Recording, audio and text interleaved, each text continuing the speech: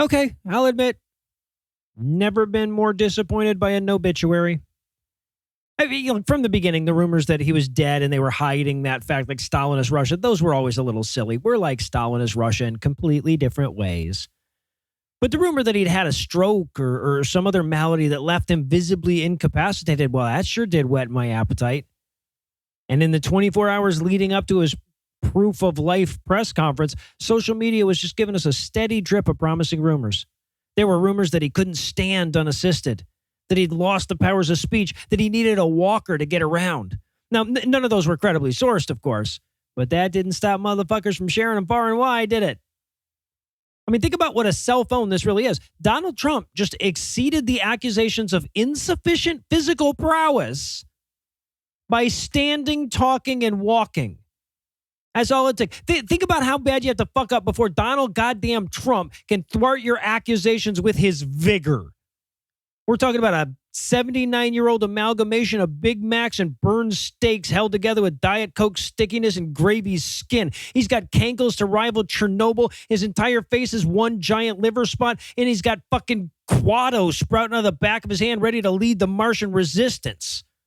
It is almost impossible to exaggerate how frail and unhealthy that motherfucker is, but because we set the bar for physical acumen at dead, he managed to shuffle over it with ease.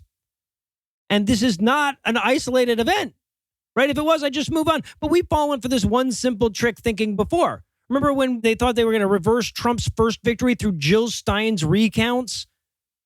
Might as well have said we could fix the thing by convincing Christopher Reeves to fly backwards around the earth fast enough to reverse time. But that didn't stop a lot of motherfuckers from donating to the effort and promoting it. Hell, even now, people are pretending that there's going to be some revelation in the Epstein files that wakes his horde of maggots from their sycophantic torpor. What could they possibly learn about him that they don't already fucking know? And look, I'm not just saying let's not fall for conspiracy theories, folks. I've said that before and I'll say it again. But over and over again, we've been sold this fiction that something's right around the corner and it's going to take Trump down this time. And it's not always some radical conspiracy. It could be the Mueller report. It could be Fonnie Willis, the stolen documents case, the fact that he very clearly raped children.